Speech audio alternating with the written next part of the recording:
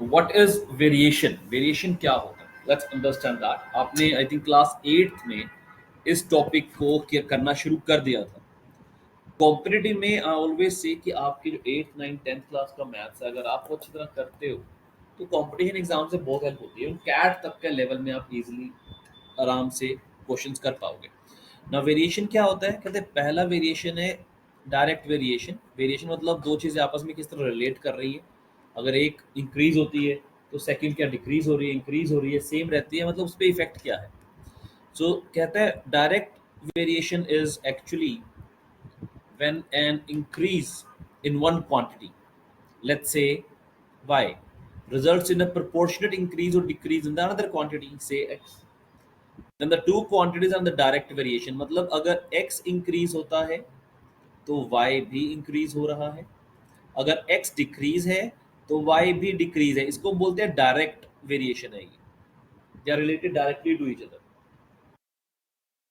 इसमें जो हमारा फॉर्मूला है वो है x1 by y x2 equal to y1 by y2, या आप इसको कह सकते हो x1 by y1 equal to x2 by y2. Your wish, जो मर्जी आप लिख सकते हो. तो रेशियो जो होगा आपस में हमेशा सेम रहता है. दूसरी तरफ जो इनवर्स वेरिएशन होता है जो हम आगे जाके करेंगे, उसमें अगर x इंक्रीज होगा तो y डिक्रीज होगा. उसका अलग फॉर्मूला होगा. x डिक्रीज होगा तो y इंक्रीज होगा. तो इस चीज को समझना जरूरी है कि डायरेक्ट में दोनों पे सेम इफेक्ट है. अगर x इंक्रीज तो y इंक्रीज, x डिक्रीज तो y डिक्रीज. फॉर्मूला क्या होगा? x1 bye x2 equal to y1 by y2 लिख सकते हो, x1 by y1 equal to x2 by y2 भी लिख सकते हो, और क्रॉस मल्टीप्लाई करके x1 y2 और x2 y1 जो मर्जी याद कर लो. एग्जांपल दिया है इन्होंने. The interest earned on FD, fix deposit जो बैंक में जमा कराते हैं, सब डिपॉजिट करवाते हैं, इज डायरेक्टली प्रोपोर्शनल. डायरेक्ट मतलब प्रोपोर्शनल मतलब x1 by y1 equal to x2 by y2 to the number of months for which it has been placed. An FD placed for 42 months gives an interest of 1820. Now what is the interest earned on FD for 72 months? तो ratio same होना चाहिए. That means 1820 divide by 42 equal to जो मुझे निकालना है x divide by 72. इसको आप बड़े आराम से सोल्व कर सकते हो. क्रॉस मल्टीप्लाई कर लो, आपस में पहले यहाँ पे कट कर लो, जैसे आपको ठीक लगता है. You gonna get the answer है 3120. क्लियर? इजी बिल्कुल. Another example. अब इस पे इन्होंने क्या किया? They have given you condition. When one quantity varies directly as some power of another quantity say y, then you can not say it's directly proportional. नहीं है, और डायरेक्टली प्रोपोर्शनल होगा to the square of y. For example, अगर हम example के through समझे, the volume of the cube is directly proportional to the cube of the side. तो volume जो है वो डायरेक्टली प्रोपोर्शनल है साइड जो है उसका क्यूब. अब इसमें हम क्या करेंगे? इसमें हमारा फॉर्मूला चलेगा x1, या इसको आप ऐसे x1 को लिख लो v volume 1 divide by volume 2, that will be equal to side 1 by side 2. लेकिन इनके भी साथ में आपको क्यूब्स करने पड़ेंगे, बिकॉज रेशियो मुझे जो रिलेशन दिया गया है वो क्यूब के साथ दिया गया. तो कहते हैं cube with a side 6 centimetre has a volume of 432. अब आप नोटिस अगर करो, क्यूब का जो वॉल्यूम है वो 6 ए क्यूब होता है, साइड का क्यूब होता है, लेकिन 6 का क्यूब 216 नहीं आया. So they are not giving you exact, they are giving you some different, because they are having some other constant factor playing into it. तो आप डायरेक्ट फॉर्मूला लगाने की कोशिश करोगे, आपका आंसर गलत आएगा. आपको इसको यूज करना है. तो v1 बाय v2 क्या है? पहला वॉल्यूम कितना है आपका? 432 डिवाइड बाय सेकंड वॉल्यूम कितना है? 1024. दैट इज इक्वल टू, पहले वाली साइड है 6, दैट इज क्यूब. दूसरी वाली साइड क्या है? निकालना है x क्यूब. इसको आप सोल्व कर लो. 6 का क्यूब कितना होता है? 216. This is 2 cancelled out. 512. अब 512 किसका क्यूब है? 8 का क्यूब है. दैट मीन्स x की वैल्यू क्या है? 8. That is the answer I get. Very easy. हाँ जी, ऑनलाइन धनंजय नहीं मिला, क्लियर हो रहा है बाकी सबको? Yes, sir. Yes, sir. Now another question to understand that कहता है P varies directly up as the square root of Q. तो P varies directly to the square root of Q when R is constant and varies directly as R when Q is constant. जब ये word लिखा होता है ना तो आप इसको I'm sorry, इसको डायरेक्टली मल्टीप्लाई ऐसे ही मान सकते हो. तो कहते हैं P 108 है, Q 9 है, R 4 है. First equation. सेकंड बताओ P की वैल्यू बतानी है, Q और R गिवन है, तो same veg P1 by P2 जो आपका डायरेक्ट रिलेशन का साइन इक्वल टू में कन्वर्ट कर दो, Q1 R1 square of Q2 into R2. This is going to be the same. तो P1 मुझे मालूम है 108 है, P2 मुझे निकालना है. स्क्वायर रूट ऑफ Q1 9 का square root 3, R1 that is 4 divide by, अब दूसरी बार में Q दिया हुआ है 16 का स्क्वायर रूट 4, R2 गिवन है 5, 4 से 4 कैंसिल, 3 into 3 6 क्रॉस मल्टीप्लाई करो, you get P2 that is equal to 36 into 5 180. Now that is your answer. It's quite clear, right? Both easy है, कुछ है ही नहीं. Look at the first three examples. Any doubts you have, please ask it.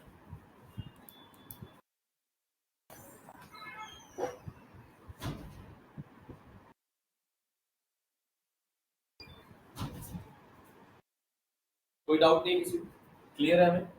Look at the next part, then inverse variation.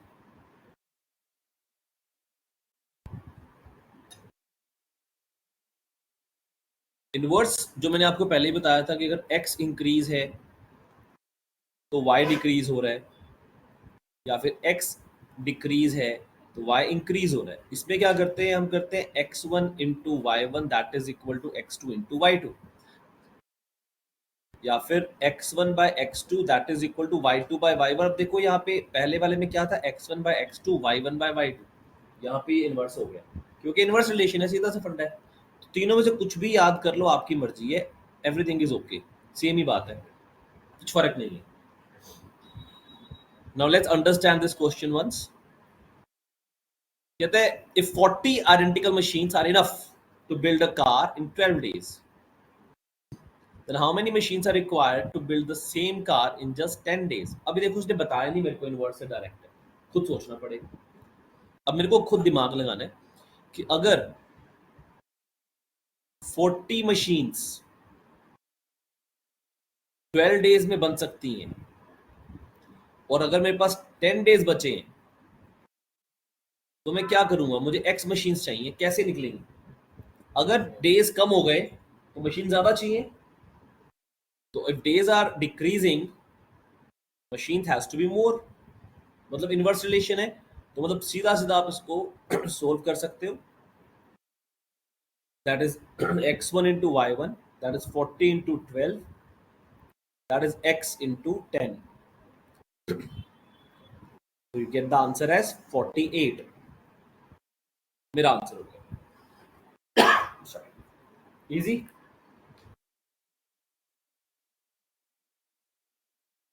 Look at the next one. Example number 5.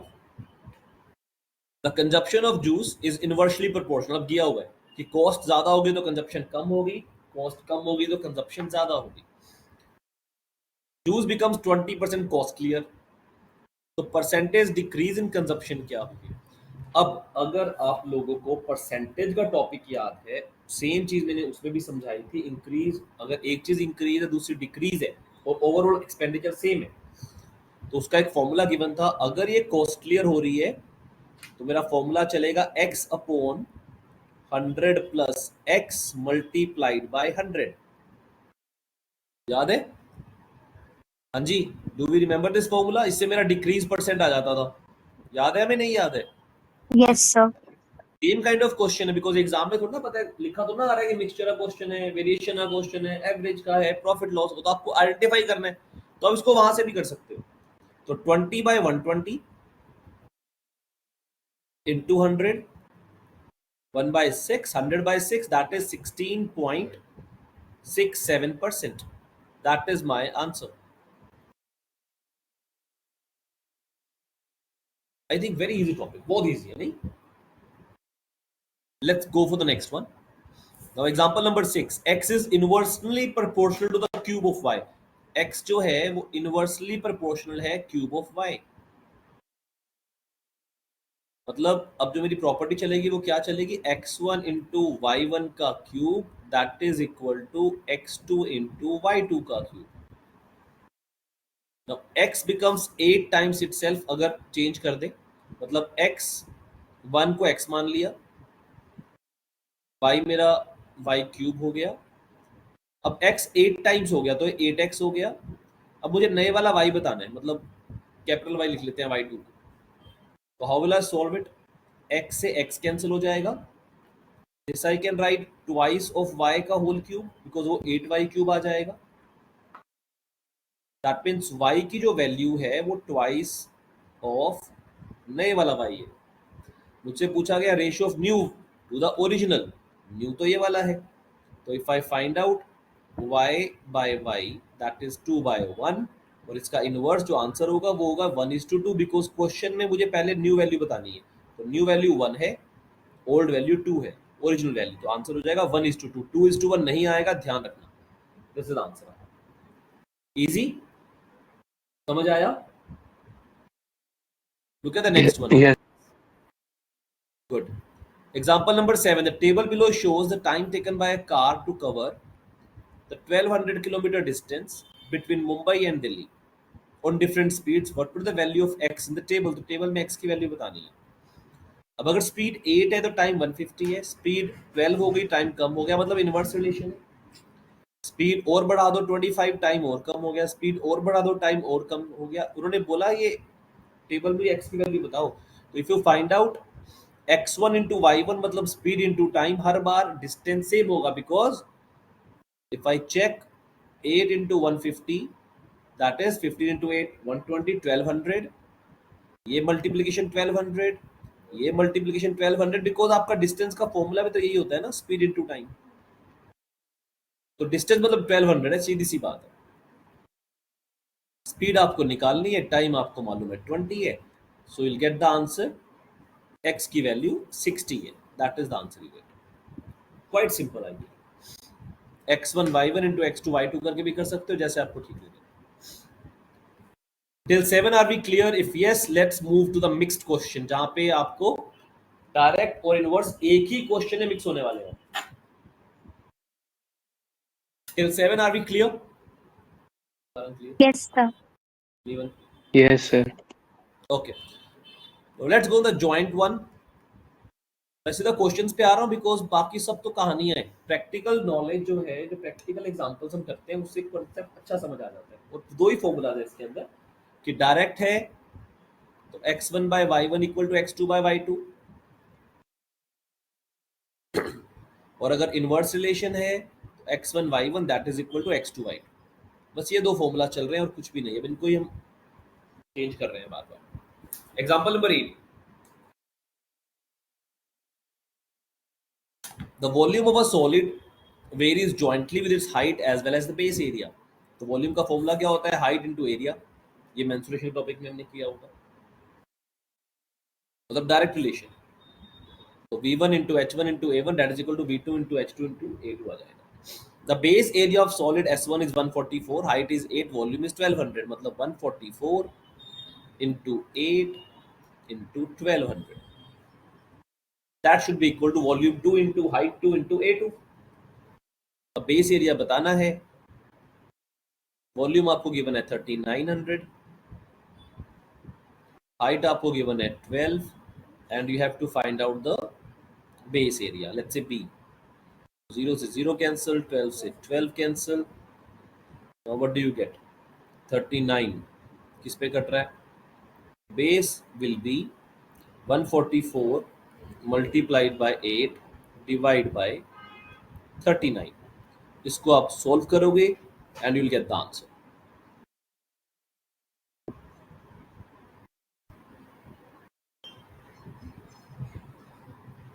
एक second. हमारा जो direct relation था, हमने यहां लिखा x1 by y1 equal to x2 by y2. This was my direct relation and this was the inverse relation. हमने तो यहाँ इनवर्स यूज कर दिया, सॉरी माय मिस्टेक, क्योंकि डायरेक्ट लिखा हुआ था. तो let's do the direct one. तो डायरेक्ट को यूज करते हैं, मतलब volume 1 divide bye h1 into a1 that is equal to volume 2 by h2 into a2. यहाँ पहले जो लिख रहे थे वॉल्यूम 1 बाय वॉल्यूम 2 वो भी कर सकते हो, जैसे मर्जी जो आपका दिल करे. तो वॉल्यूम 1 मेरा कितना है 1200 था,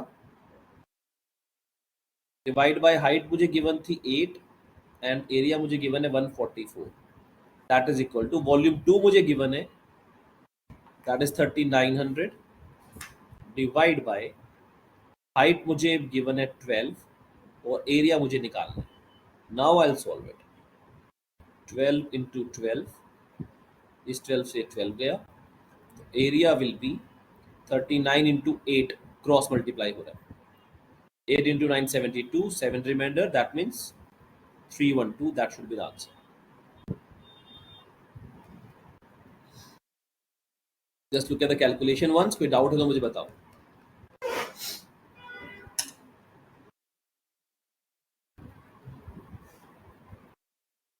क्लियर है हमें? चलें आगे. Look at the example number 9 now. To build the same building, the number of days required is inversely proportional to number of workers. सीधी सी बात है, नंबर ऑफ वर्कर्स ज्यादा होंगे काम जल्दी हो जाता है. ठेकेदार यही करता है, फटाफट काम निपटाने के लिए जल्द ठेके पे लेता है, फटाफट ज्यादा सारे अपने लेबर लगा देता है, काम फटाफट खत्म करके नेक्स्ट कॉन्ट्रैक्ट शुरू कर देता है. As well as the number of hours work by them. तो वही सेम बात है, 4 घंटे कराओगे तो कम काम निकलेगा, 6 घंटे कराओगे और ज्यादा, 8 घंटे कराओगे और ज्यादा, 10 कराओगे और ज्यादा काम निकलेगा. Inverse relation, direct relation sorry. तो नंबर ऑफ आवर्स जितने ज्यादा काम कराओगे उतना ज्यादा काम निकलने वाला है आपका, और दिन उतने ही कम लगेंगे.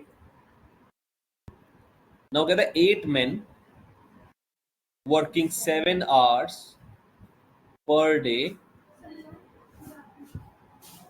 needs 12 days to build this building. Now there are 14 men working, 18 की 8 की जगह 14 men हो गए, and they work only 4 hours per day. In how many days will the building be built? So you have to find out number of days. अंदर से बिस्लरी की बोतल ले लो, आज वाटर आया नहीं, कैंपर नहीं आया आज. Now this is the equation I have. अब मुझे खुद फाइंड करना है डायरेक्ट इनवर्स. इन्होंने तो दे दिया मुझे, मेरा काम आसान हो गया. नहीं दिया तो मैं फाइंड करता. कैसे फाइंड करता? मैं एक एक करके एक एक आइटम को चेक करता. कैसे चेक करता? Let's understand that. अगर 12 डेज में कोई काम 8 लोग मिलके कर सकते हैं, 8 men can finish a work in 12 days, तो अगर मैं नंबर ऑफ मैन बढ़ा दूंगा काम कम दिनों में खत्म होगा. मतलब ये इनवर्स रिलेशन है. अगर मैं डेली 7 आवर्स पर डे काम करता हूं, मुझे 12 डेज लगते हैं, लेकिन अगर मैं डेली कम टाइम काम करूंगा, ज्यादा दिन लगेंगे. तो ये डिक्रीज हो रहा है, ये इंक्रीज, मतलब ये भी इनवर्स रिलेशन. तो मुझे ये बताएं ना बताएं, मुझे निकालना आना चाहिए. Now let's find it out. Inverse है मतलब x1 into y1 equal to x2 into y2. तो तीसरा आ गया, तो x1 into y1 into z1 that is equal to x2 into y2 into z2. तुम सबको मल्टीप्लाई कर दो. 8 मल्टीप्लाई बाय 7 मल्टीप्लाई बाय 12, जो हमने पिछले क्वेश्चन में बाय मिस्टेक कर दिया था. Inverse relation, that is equal to 14 into 4 into x. Now 8 4 into 2 8 2 7 7 and 7 cancel, so there's no need to change the number of days. Answer gonna be the same. X is equal to 12. So I don't need to change the number of days. उतने दिन लगने वाले जैसे पहले लगते थे. कुछ भी हो, आपको कंपेयर उसी से करना जो आपको निकालना. हाँ, x वही जहां पे x होगा उसको अलग अलग कंपेयर करना है, इंडिविजुअली वन बाय वन. ठीक है. Look at one more question. Now a is directly proportional to the square of b. तो a जो है डायरेक्टली प्रोपोर्शनल है square of b and inversely proportional to cube root of c. और inversely, अब मैं when c is constant नहीं लिखा तो मैंने लगातार नहीं लिखा इसको. And cube root of c. Now when b is equal to 4, c is 64 and a is equal to 4. उन्होंने एक मुझे हिंट दे दिया, कहता है what is the value of b for a is equal to 63 and c is equal to 343. Now if I combine this, इन्होंने use किया हुआ है के फैक्टर बीच में. ये हम छोटे होते ना साइंस में क्या करते थे, फिजिक्स में, अगर किसी को याद हो, डायरेक्ट रिलेशन हो, इनवर्स रिलेशन हो, उसको 1/k और k से रिप्लेस किया करते थे साइंस के अंदर. अभी के लिए हम इसको नहीं कर रहे. Let's go ahead with the competitive जो हम करते हैं वैसे करेंगे इसको. नाउ इसका मतलब सीधा सीधा ये हो गया कि ये डायरेक्ट रिलेशन है b का स्क्वायर से. तो अगर मेरे को मालूम है मुझे निकालना क्या है, b निकालना है, तो अगर ये डायरेक्ट रिलेशन है तो I can say a1 by a2 that is equal to b1 का स्क्वायर बाय b2 का स्क्वायर. मुझे b निकालना है, लेकिन यहाँ पर मेरे पास a तो है ऑप्शन जो मुझसे क्वेश्चन पूछा गया है, बट b1 का मैं कैसे निकालूंगा, I can't find out because एक भी b नहीं है मेरे पास. और अगर मैं दूसरी वाली वैल्यू से चलूँ, that means a1 multiplied by cube root of c that is equal to a2 into cube root of c. अब इस पे भी चलना मुश्किल है क्योंकि मेरे पास c तो है, a गिवन है ऑलरेडी, मुझे चाहिए b, तो मुझे तो यही इक्वेशन यूज करनी है, मतलब मुझे a निकालना है. How will you do it? तो बहुत सिंपल, कुछ भी नहीं करना.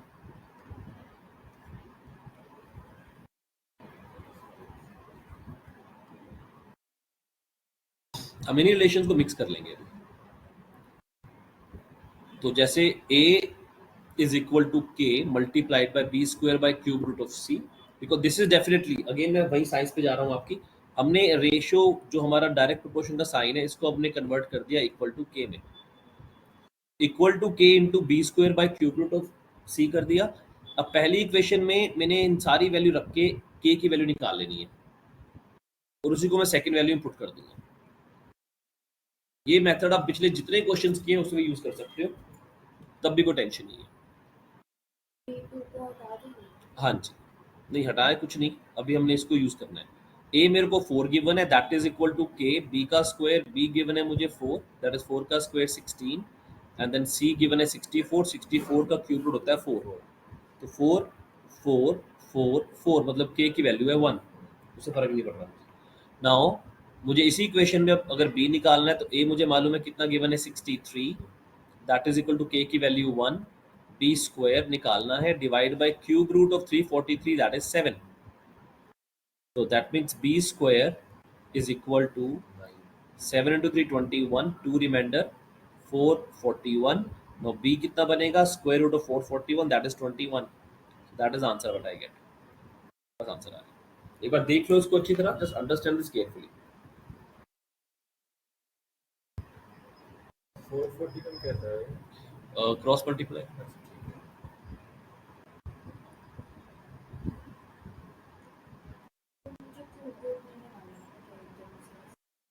क्यूब रूट ये हमने निकाला नहीं है, हमने याद किए हुए हैं. टिल 15 तक के मैंने बोला हुआ है, 15 तक जितने भी नंबर्स होंगे सबके क्यूब आपको याद होने चाहिए. तो अगर याद होंगे तभी पता लगेगा. आपका रीजनिंग का सीरीज का टॉपिक था, एनालॉजी का टॉपिक था, आपका क्लासिफिकेशन का टॉपिक था, आपका क्वांट में मैंने स्टार्टिंग में हर बार ये बोला कि ये चीज़ें आपको याद होनी चाहिए बाय हार्ट. आपको 1 से लेकर 15 तक के क्यूब्स, 1 से लेकर 30 तक के स्क्वायर्स, 1 से लेकर 100 तक के अपने प्राइम नंबर्स, ये टिप्स भी होने चाहिए हमारे. 1 से लेकर 7 तक के फैक्टोरियल्स अगर अभी तक नहीं याद किए तो आई कांट से एनीथिंग, क्योंकि वो तो बेसिक है. आपका एबीसी है हमारी, वो तो सीखने के लिए तो याद करनी पड़ेगी ना. एक बार देख लो इसको अच्छी तरह, फिर आगे चल रहे हैं. There is a last question I believe, इसके बाद एक और एग्जांपल बचा हुआ है, फिर ये टॉपिक खत्म होने वाला है हमारा. इसको अच्छी तरह देख लो, it's an important one. Sir ये वाला क्वेश्चन बताना एक बार. कौन सा 10th ही दोबारा बताना है? Yes sir. उसने आपको बोला कि a जो है directly proportional to square of b है, a directly proportional to square of b हो गया, inversely proportional to cube root of c है, तो inversely proportional to cube root of c कर दिया. इसको कंबाइन कर दिया उन्होंने, और बीच में जो हमारा साइन था डायरेक्ट प्रोपोर्शन का उसको कन्वर्ट कर दिया इक्वल टू k में, कांस्टेंट. उसके बाद जो हमें पहली इक्वेशन दी हुई थी b 4 था, c 64, a 4, हमने वो सारी वैल्यूज रखी और हमने फाइंड की के की वैल्यू, ये मेरा 1 आ गया। उस 1 को हमने फिर सेकंड जो हमें वैल्यू दी हुई है यहाँ पे हमने रखा है, and we have find out the answer from there.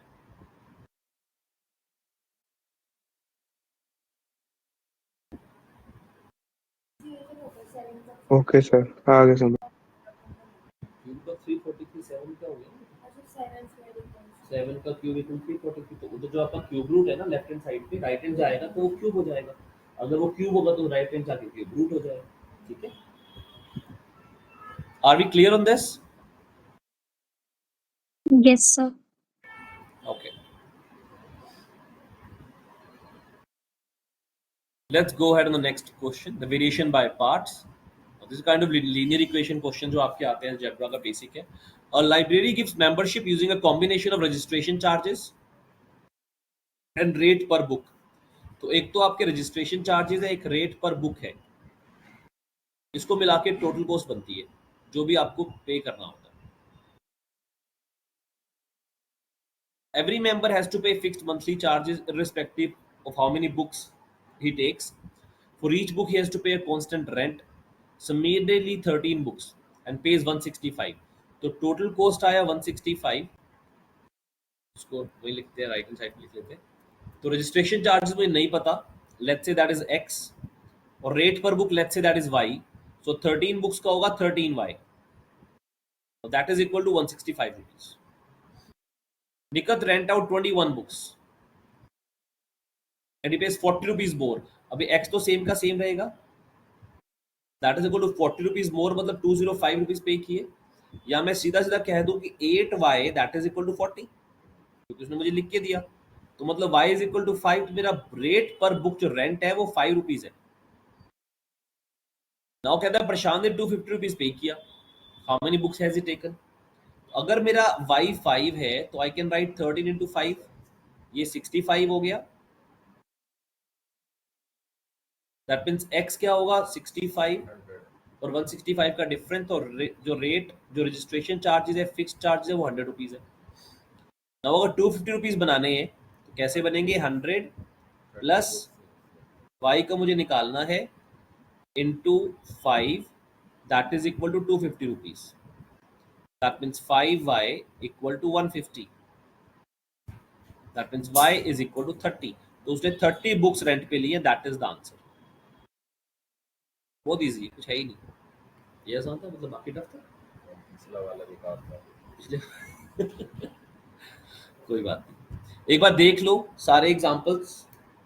Late me see if I can have some more questions for you, या let me see if I can find a shortcut also for this. एक बार देख लो, फिर बात करते हैं आगे।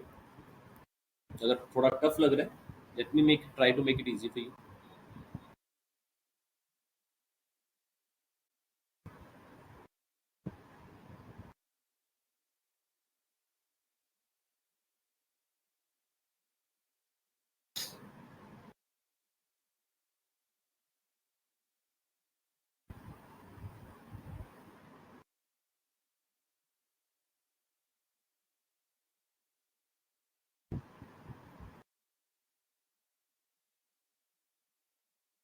ठीक है जी, लेट्स सी, आप एग्जांपल नंबर 10 को जैसे हम पहले कर रहे थे वैसे कर लो, वैसे भी हो जाएगा।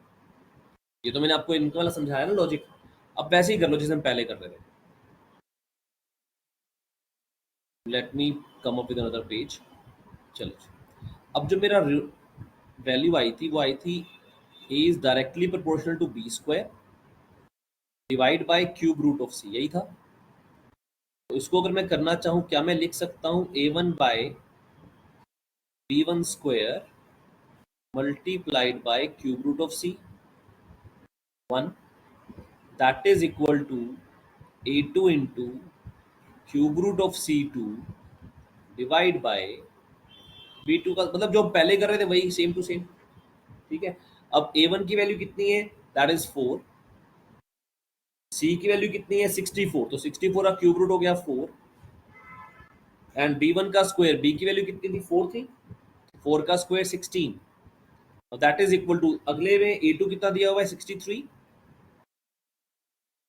और C2 कितना दिया हुआ है 343, उसका क्यूब रूट हो गया 7 डिवाइड बाय B2 का स्क्वायर, B2 को B लिख लेते हैं, B का स्क्वायर, तो 4 into 4 16 cut out, that means B square you have 63 into 7 मतलब 7 into 9 into 7, that is again 441 कह लो स्ट्रेट अवे या तो, और अगर आप इसको इस तरह से भी कर सकते हो कि दिस इज 7 का स्क्वायर इंटू 3 का square, that is equal to 21 का स्क्वायर, स्क्वायर से square cancel, that means b की value 21। Now does it seem to be easier? अब इजी लग रहा है? ऐसे कर लो, मिक्स करनी पड़ी है, बस इतना ही हुआ, कुछ नहीं। Are these examples clear to everybody now? Yes, sir. Even Yes, sir. देख लो। ठीक है जी, start doing the practice of this topic and take the doubts. We have 14 more minutes, so we can take some doubts. Start doing practice book. हाँ जी,